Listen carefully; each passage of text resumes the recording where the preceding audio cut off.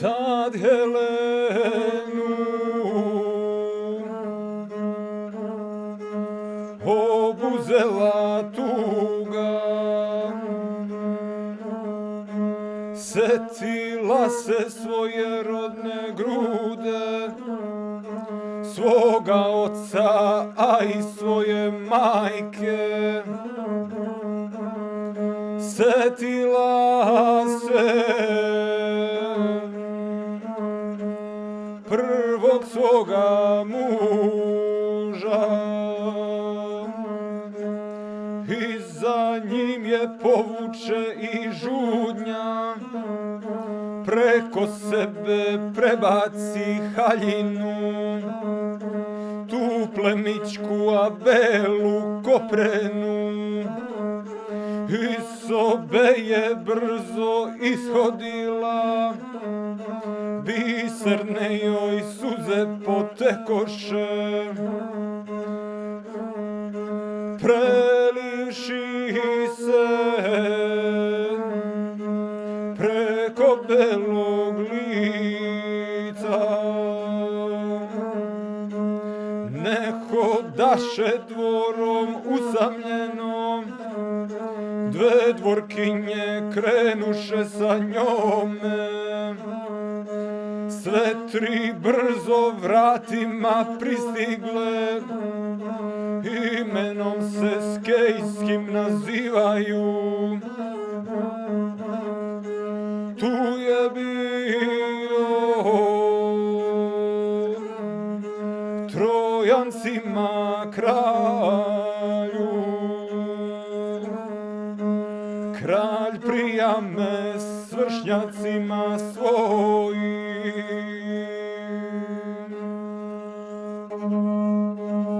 Starešine s kraljem posedale, a kod skejskih vrata na tvrđavi starost ih je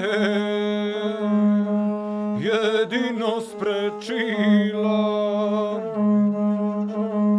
što ne mogu biti na bojištu, al su vični zboru dogovoru, kad govore koda cvrčci poje, oni cvrčci iz velikih šuma, što iz lišća nežnu cvrku šalju, takvi starci starešine trojske.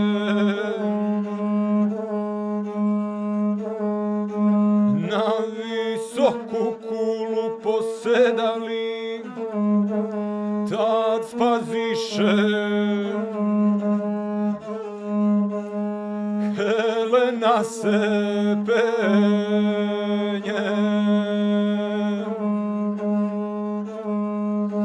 Jedan drugom upućuju reči, a te reči više nek krilate. Nema Bog me nikakve zamerke,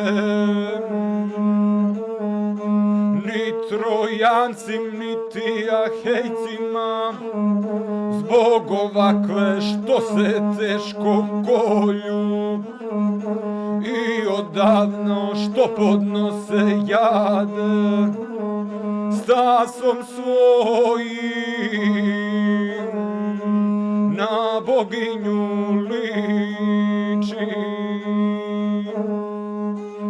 na boginju koja smrtna nije, ali takva nek se lađom vrati, da nam tešku žalost ne ostavi, i nama i potomcima našim, tako zbore